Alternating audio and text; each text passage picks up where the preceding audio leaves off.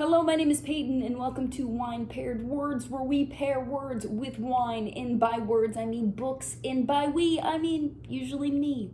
So, let's get lit. Orary.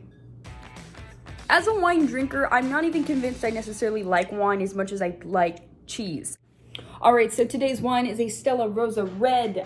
This wine, let me tell you, she's a vintage 1917 Italian wine, and you can procure her for about 12 bucks a bottle. Also, no cork. It's a twist off. I really dig this wine. I like that it kind of takes the novelty, the premier prestige out of good wine that tastes nice and pairs well with things. It's won a bunch of awards, not the least of these, the Beverage Tasting Institute's World Wine Championship. It was a gold medal winner. The overview on a Stella Rosa Red via its website says that a Stella Rosa Red is the dangerously delicious, semi-sweet, semi-sparkling, luxury collection red wine that will bring out your inner femme fatale. Find her. Embrace her. And that is just so incredibly fitting for this book in so many ways. I have so many things to say about this book. Today's book, which I am pairing with a Stella Rosa Red. Sit, drink your Stella Rosa Red with your copy of City of Girls by Elizabeth Gilbert. I don't know if you're familiar with Elizabeth Gilbert and her work. I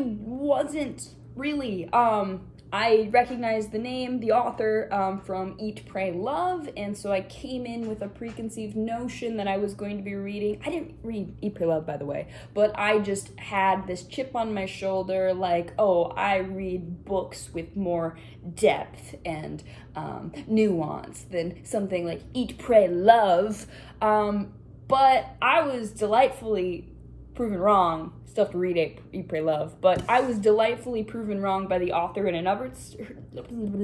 City of Girls follows the life of a woman named Vivian, who at 19 years old leaves Vassar College and her quiet conservative community and is sent to live with her Aunt Peg, who owns a theater in New York City called the Lily Playhouse. And the Lily Playhouse, it's sexy, it's weird, it's different, it's loud, it's colorful, it's controversial, it's confusing, and she's just thrown to the wolves, but Vivian is ready for it because Vivian, our narrator, she is very brave. So throughout Vivian's narration of her life, she's actually writing a letter. The book is actually one big letter to a character named Angela. And we don't find out who Angela is until nearly the last chapter of the book, and I dare not give away who Angela is to you. I don't think that you'll be able to guess it. I don't see how anybody could. It's a beautiful surprise at the end. So the Stella Rosa Red, as per the Stella Rosa Wine's website, is supposedly paired well, according to the site, with Asiago cheese, some spicy meats, some strawberry shortcake, mixed berries, and I've taken the liberty of preparing myself a little tray of things to pair with my Stella Rosa. I've got some mixed berries, some Asiago cheese, some triscates, it's a Triscuit. As a wine drinker, I'm not even convinced I necessarily like wine as much as I like cheese. One thing that I think that this book did very, very, very well is you quietly slip into this first-person narration of what it was like to come of age during World War II. And the book starts, you hear from this kind of confused and floundering young woman, and you don't know what you're going to get from Vivian. You then, through her time in New York City, get to hear her take on what it was like to experience a war and just to experience trauma and grief. If you don't like books with sex scenes, don't read this book. It's not going to be for you. One of my maybe favorites and also least favorite parts of this book is one of the sex scenes in it. There's a sex scene where it's just Vivian. When Vivian loses her virginity, it's described so procedurally, I guess you could say, and it's just so honest and raw that it makes you uncomfortable, but also it's so honest and raw, and that's kind of why I read, is I like to viscerally feel uncomfortable and climb into a narrator's skin that way. And so If you don't like to read sex scenes, don't read this book. But if you do, go in expecting a sex scene written differently than maybe you've ever read one. Asia go, more like Asia went in my mouth.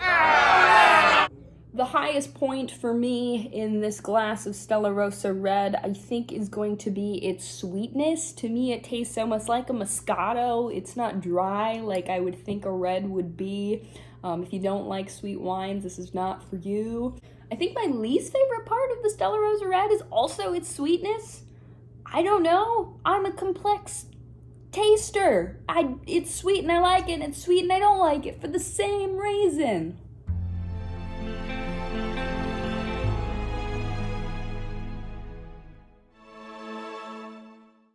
So as Vivian writes to Angela about her life, I'm reminded that some people I meet, I don't think they're going to be as meaningful in my life as they become. When I started this book, I was almost having trouble keeping up with all these characters being introduced, and I was amazed at Elizabeth Gilbert's masterful ability to just weave these characters in such a beautiful way, and you end up getting like their full story arc. The grandest romance in this book is incredibly unique and incredibly inspired, and I think Elizabeth Gilbert touched on the human capacity to love somebody who can't give you what you want in just a top-notch, first-class way. This book is it is 466 pages long, and at times it felt maybe longer than it needed to be. If you're looking to be gobsmacked, you might not be until the very end, unlike maybe a YA book or just contemporary romance and drama that way. So I would really urge you to stick it out. Just wait, because again,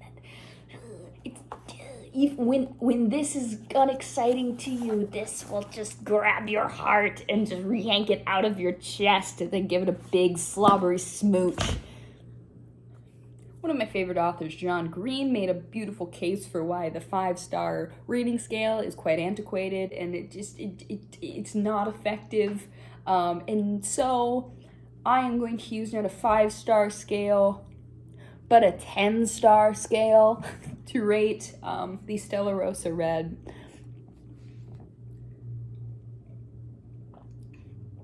On a 10-star scale, I think that I would give it a 6.5. I'm gonna give it a 7. It's nice, just on its own, it's nice. I feel like it's something I could drink. I could drink this in any setting, I feel like, for one. Like, it's kind of light. I could just drink it outside on a warmer day on my deck. I feel like I could pair this with a steak. I just feel like it's very versatile. I'm gonna give it a 7. I mean, I'm not blown away, but it's good. I promise this won't happen in every Wine Paired Words video, but I am also going to give City of Girls a 7 out of 10 stars. To me, this book did not read like a 7 out of 10 star book until the last quarter of it. It just felt like so much of Vivian's life needed to be told for us to arrive at the ending of this book. And stick it out. If it feels slow, if it feels monotonous, wait. You're in for a treat. It's worth it, I swear. Stick to it. It's a beautiful read. It might just take a moment before you recognize that, as it did I.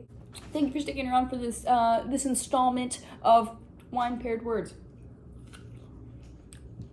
Join us next time as we pair more wines with more words. By words, I mean books. And by we, I mean usually just me.